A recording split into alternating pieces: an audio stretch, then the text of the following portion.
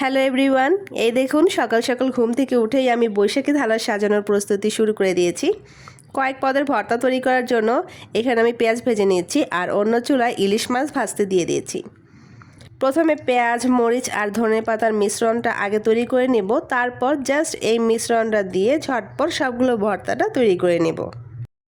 প্রথমে ডাল ভর্তা, তারপর আলুর ভর্তা, ডিম ভর্তা আর সবার শেষে পেঁয়াজ মরিচের ভর্তাটা ধনেপাতা দিয়ে করে ফেললাম। এই দেখুন বৈশাখী থালা সাজানোর জন্য ডাইনিং টেবিলে আমি সব কিছু আইটেম রেডি করে রেখেছি। এবার একে একে সব পদ দিয়ে আমি বৈশাখী থালাটা সাজিয়ে নিচ্ছি।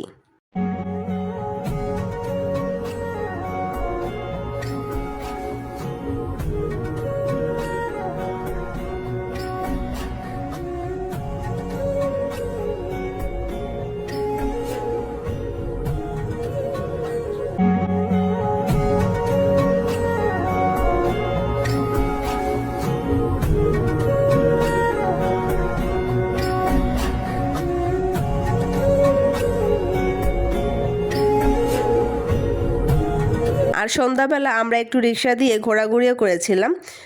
রাস্তায় অনেক জ্যাম ছিল, তাই রিক্সাতে ঘুরতে খুব ভালো লাগছিল। আজকের মতো এই পর্যন্তই। আল্লাহ হাফেজ, টাটা, বাই বাই।